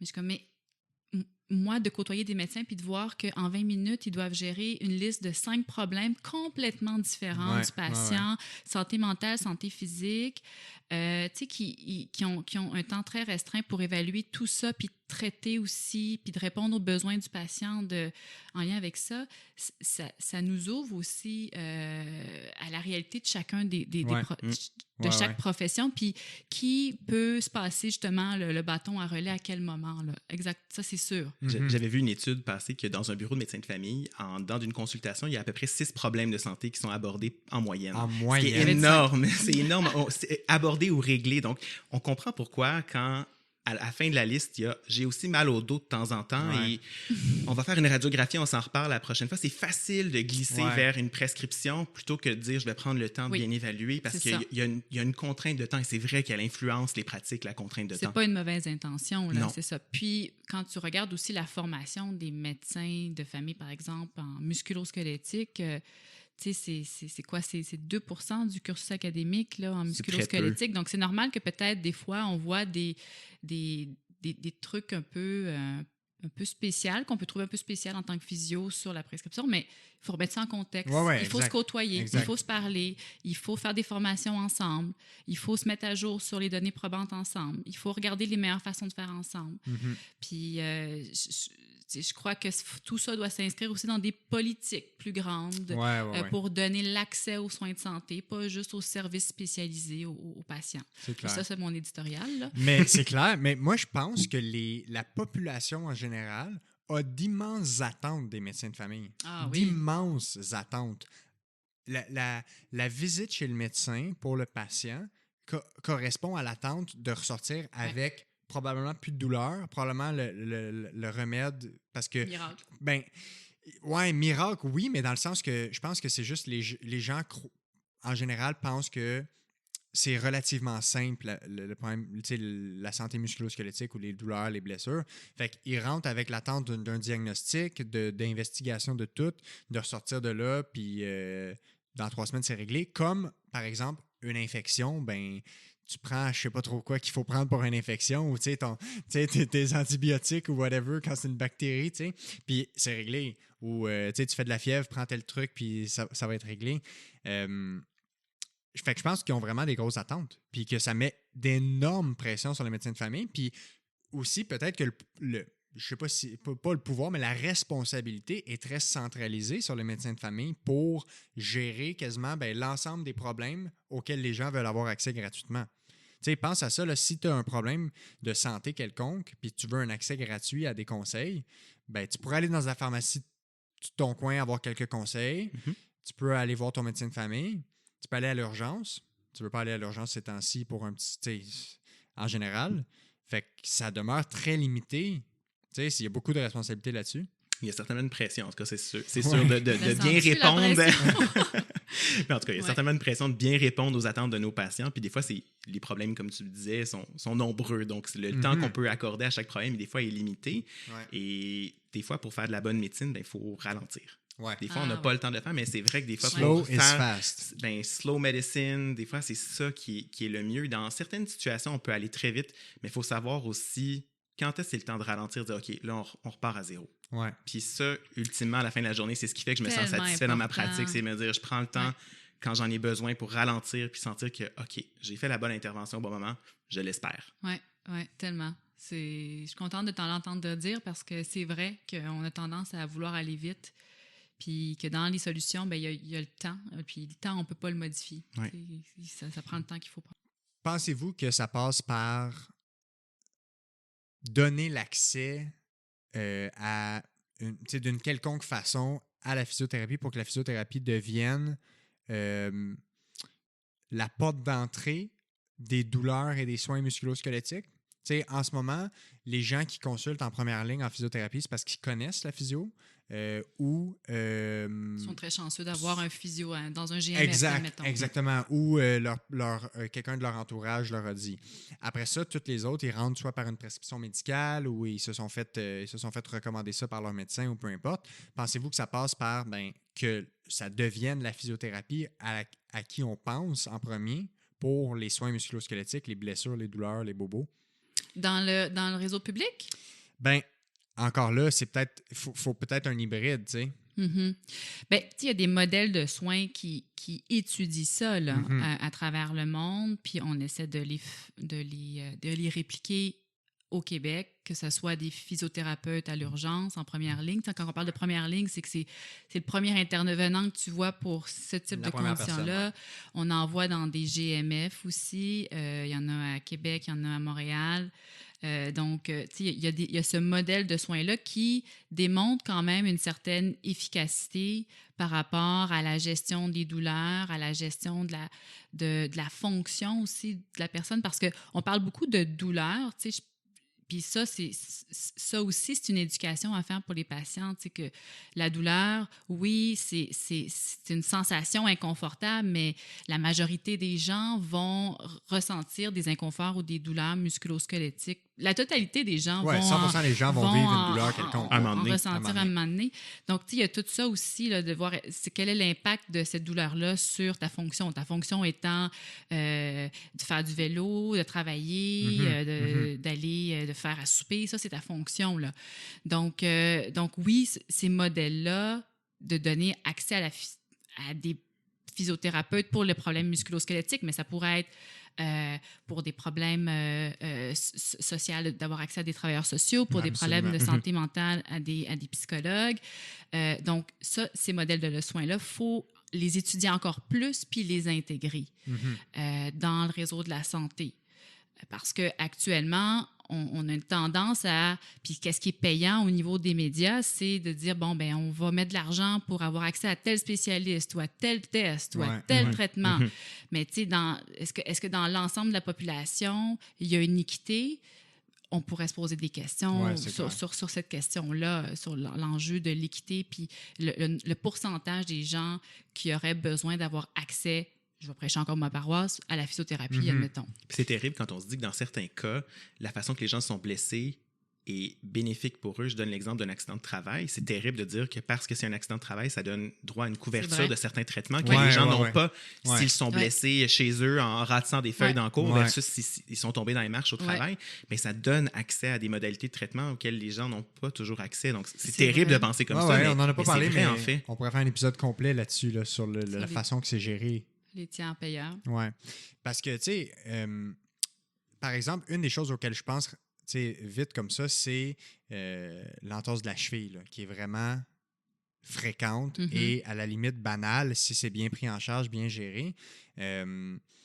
Jour 1, l'idéal, ce serait de voir quelqu'un qui était capable de donner des meilleures recommandations sur comment le gérer. Parce que la majorité des gens, si on entorse de la cheville, ils vont passer 2 semaines à ne pas faire trop grand-chose, alors que 2 jours, ce serait en masse, puis après ça, on pourrait reprendre Mais s'ils ne se font pas dire ça, ben, ça fait juste en sorte que ces gens-là, ils ne guérissent pas de façon optimale, alors qu'une visite chez le physio à la première journée pour savoir exactement quoi faire avec un plan de match, je pense aux commotions cérébrales, où le facteur numéro 1 qui détermine d'avoir des symptômes prolongés, c'est à quel point rapidement tu as vu le bon professionnel pour avoir les bons conseils de gestion. Les chirurgies à l'épaule, que les recommandations actuelles, c'est de ne pas faire de chirurgie, sauf si tu as fait 3 à 6 mois de bons traitements conservateurs, sauf certains cas, il semble avoir une population qui bénéficie de la chirurgie plus rapidement, mais c'est pas mis en place comme ça. Puis il y a beaucoup de « Ah, ben si j'avais su, on l'aurait fait avant », tu sais. Mais malheureusement, c'est pas fait parce qu'on n'a pas cet accès-là nécessairement ou c'est pas organisé de cette façon-là. C'est pas organisé de cette façon-là. Il y a peut-être pas assez d'informations aussi par rapport à l'accès à ces services-là. Ouais, clairement. Je vois très peu de patients revendiquer le droit à la physiothérapie, qui, à mon sens, ou le droit à la psychologie, qui, à mon sens, s'inscrit dans le droit aux services de santé. Ouais. Fait qu'il y a quand même ça aussi peut-être à améliorer. Puis, quand si on revient à un niveau politique, ce qui est payant, c'est de parler, encore une fois, d'accès à des spécialistes, d'accès à des traitements, à de l'imagerie spéciale, l'innovation, la pointe. Ça, tu sais, ça aussi, il faut éduquer les gens sur, OK, est-ce que ça va vraiment changer la santé de toute une population? Est-ce que ça va avoir vraiment un effet sur la santé publique des gens? Là? Donc, ça, c'est un travail de longue haleine, puis il y a différents partis qui peuvent faire ce travail-là aussi. Oui, c'est clair. Puis il y a de l'éducation à faire, ça, c'est sûr. Oui, bien, je pense pas qu'on a fini, en fait, nous-mêmes, on découvre des nouvelles choses à chaque semaine et à chaque mois. Comme professionnel de la santé. Fait qu'après ça, l'information se relaye à la population générale. Mais est-ce que... Des fois, j'ai l'impression qu'il n'y a pas une... Je ne sais pas si c'est une mauvaise perception de ma part, mais que la soif d'en savoir plus sur comment se prendre en charge sur sa santé. Tu sais, on a vu un mouvement sur l'espèce de... Comment ils appellent ça? Tu sais, comment ils appellent ça? Tout le monde qui lit des livres sur le comment on appelle ça? Le self-care. Le self-care, puis tu sais, prendre soin de soi, puis le développement personnel, puis tout ça. Tu sais, il y a eu un gros mouvement là-dessus au courant de l'année. Puis même sur la nutrition, les gens qui se remettent en question leur façon de manger et tout ça.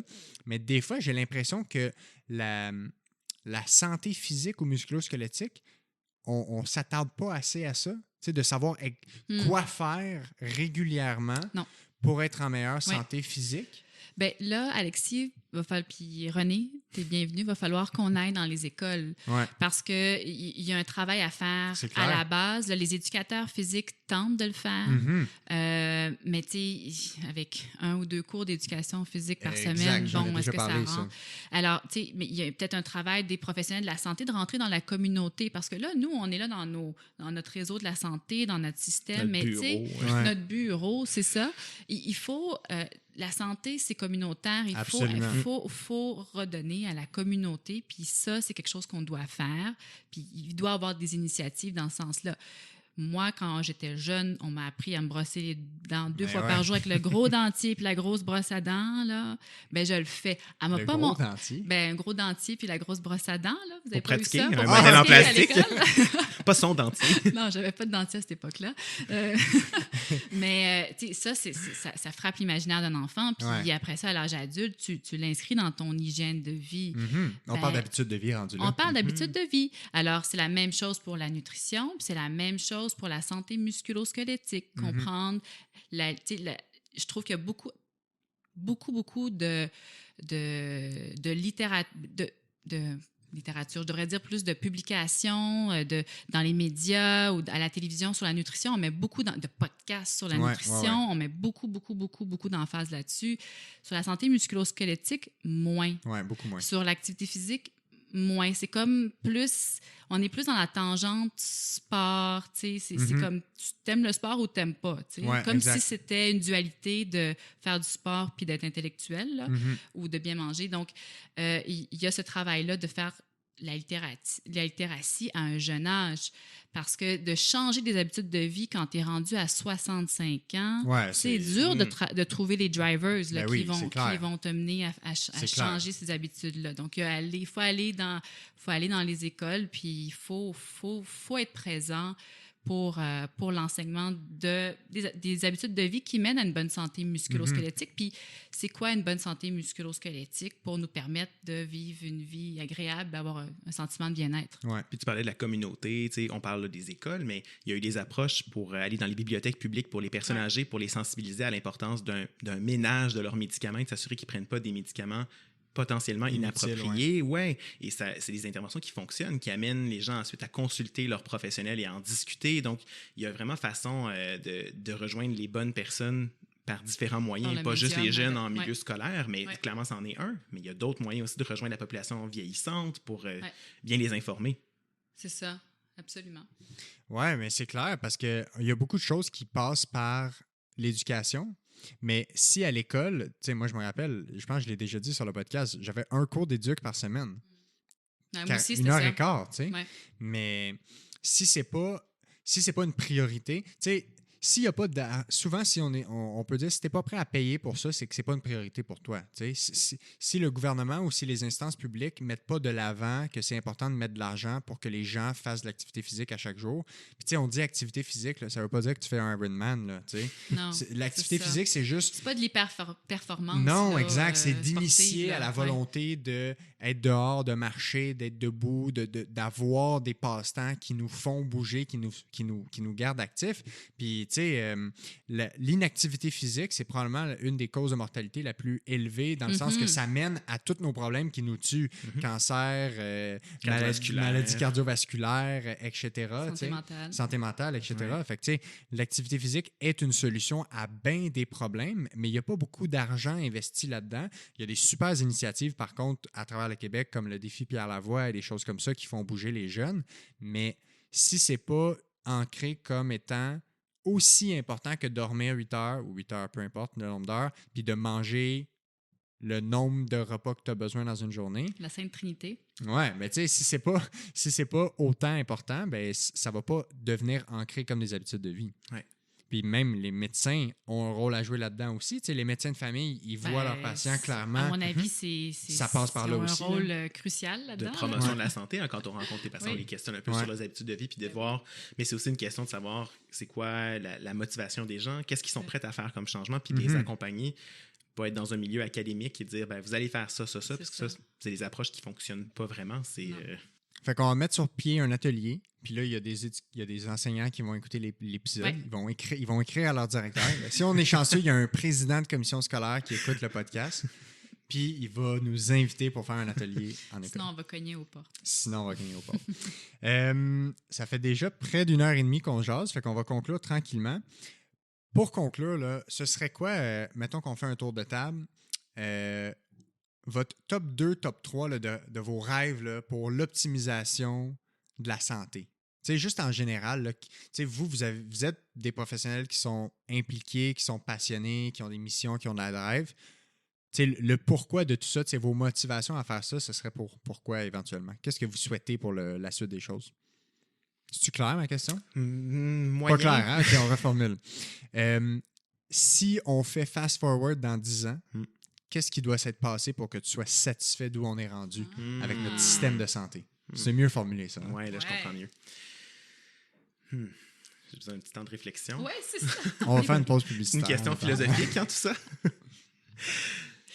Mais je pense que si déjà un changement de culture, un changement de paradigme, c'est long à venir. Puis je pense qu'on est justement on tend vers ce changement-là. Puis si on est dans 10 ans dans un mode où on se pose la question, est-ce que tu en as vraiment besoin? Et je parle d'imagerie ou de traitement. Si on est vraiment là-dedans, à se poser les bonnes questions, à dire est-ce que c'est un traitement qui va changer la façon que je vais traiter la personne et qu'on est capable d'avoir ces conversations-là puis de bien le vulgariser à nos patients, je pense déjà que ce serait un pas énorme. C'est un bon point. D'intégrer ça dans les cursus, on parlait d'une universitaire, que les cursus s'adaptent progressivement puis qu'on inculque ça dans tous les programmes de formation. Je pense que dans 10 ans, on aurait fait des avancées majeures si on était déjà là. Oui, absolument. Qu'est-ce que je voudrais que dans 10 ans... Ben, ça rejoint pas mal ce que tu dis.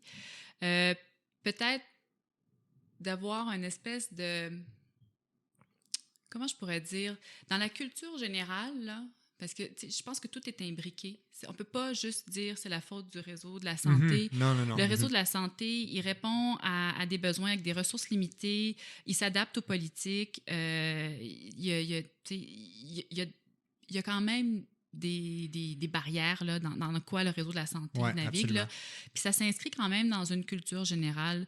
Moi, je pense que ce que dans 10 ans, j'aimerais, là, c'est qu'il y ait moins de dualité dans comment on aborde la santé. Tu sais, qu'il y ait plus une forme de... premièrement, de réduire la médicalisation de ce qui peut être normal. Donc, dans 10 ans, quelqu'un qui me dit j'ai de l'arthrose, mais tu sais, ça m'importe peu. Je continue à faire ce que j'aime faire. Je continue à jardiner. Je me suis même intéressée peut-être au jogging. Ça, je pense qu'il y aurait une avancée, tu sais, que les gens soient un peu plus au courant de ce qui est vraiment un problème de santé, de ce qu'il ne l'est pas. De ne pas s'inventer des problèmes de santé, comme qu'on a peut-être tendance un peu à faire avec la surmédicalisation, la surutilisation d'imagerie. Puis de peut-être remarquer aussi chez mes patients, parce qu'il faut se rappeler qu'on est là pour les patients. Moi, je trouve aberrant, c'est que les patients ne remettent pas toujours en question ce qu'on fait. Ou ce qui a été fait par le passé. J'aimerais ça qu'il y ait une forme de, peut-être un petit peu de scepticisme d'esprit critique parmi les patients, qui nous permettent de remettre nos façons de faire en question, ou de consolider qu'est-ce qu'on est en train de faire, que c'est bon. On le fait parce que c'est bon. Ça, en ce moment, je ne le vois pas tant que ça dans mes patients.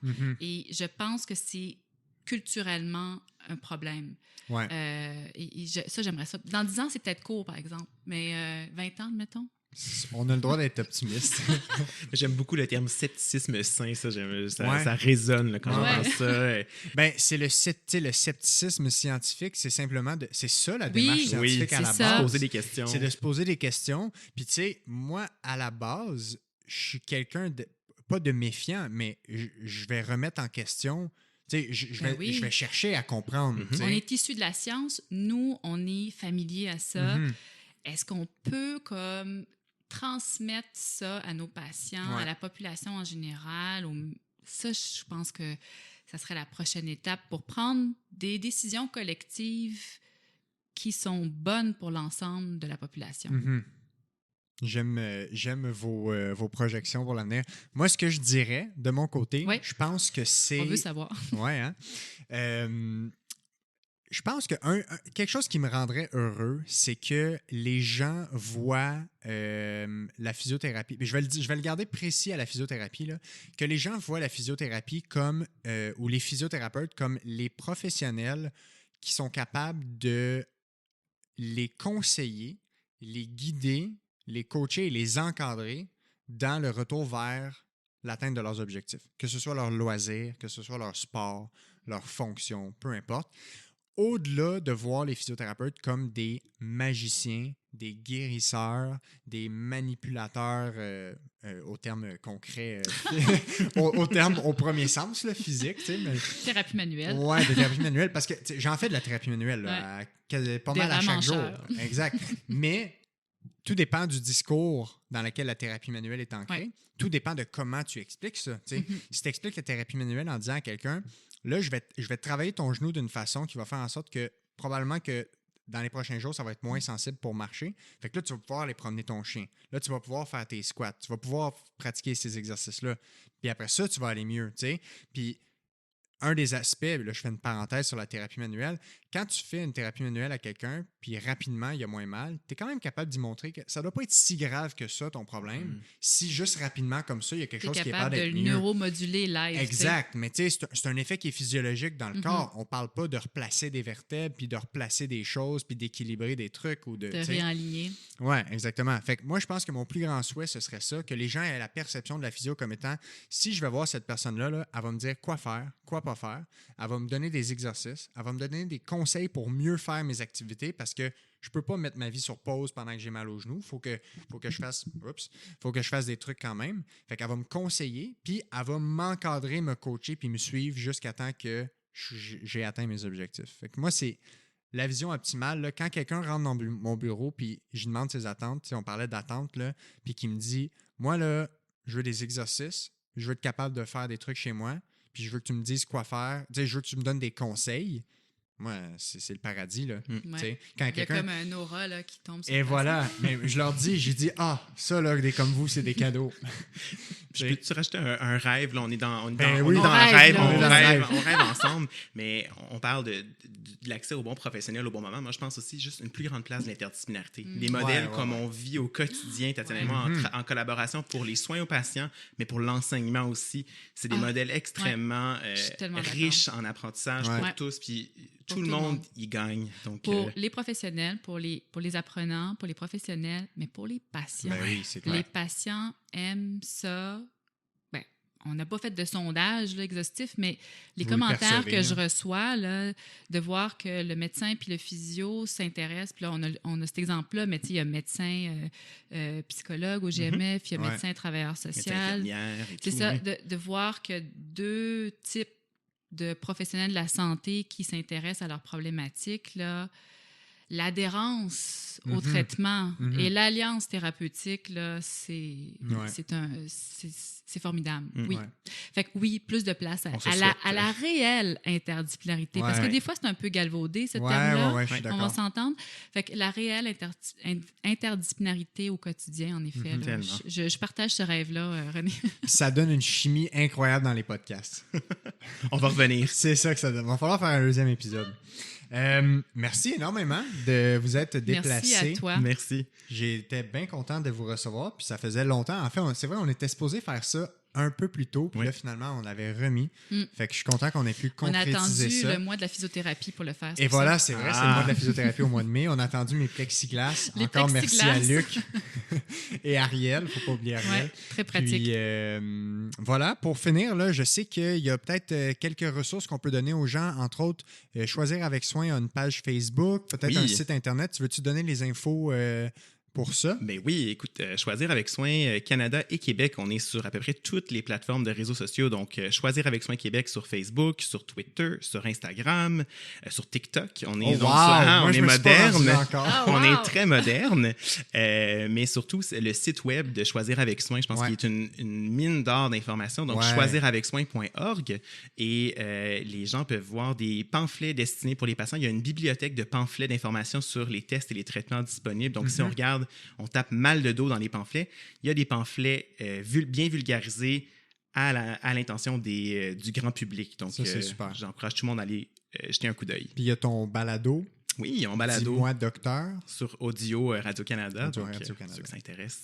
Puis toi, as-tu Puis, des bonnes hey, ressources? t'as pas mentionné aussi ton émission à Savoir Média? Oui, ben, il y a aussi ceux qui voudraient vérifier aussi à Savoir Média. Il y a C'est une question de santé avec Oui. Eve Ouais. Baudin qui est Oui, aussi c'est bon, une ça, source c'est d'information Ouais. Super Intéressante. pratique. Ouais. Ça, c'est où? Sur quelle plateforme? à Savoir Média. OK, parfait. Fait que les gens peuvent écouter ça. Puis est-ce que, parce que toi, tu étais membre de l'AQP ou tu es encore membre de l'AQP? Ben, moi, j'étais anciennement directrice de l'Association québécoise de la physiothérapie, étant Ouais. à l'AQP. Donc, oui, j'invite physio et technologues en physiothérapie et autres professionnels à aller visiter le site de l'Association québécoise de la physiothérapie qui s'adresse justement à des questions sur, évidemment, le rayonnement de la physiothérapie, mais aussi l'amélioration des soins de santé clairement. pour la population québécoise, passant par l'interdisciplinarité, mais aussi par des projets novateurs, là, ou des projets pilotes là, pour donner un plus grand accès aux soins de santé. Ouais, j'avais reçu d'ailleurs Simon Dalvedov, le président, à l'épisode 5. Fait que si les gens veulent en savoir plus, on va pouvoir retourner à l'épisode. Exactement. Fait que merci beaucoup, puis au plaisir de refaire ça dans le futur. Salut. Absolument. Merci de Merci. l'invitation. Ciao. Ciao.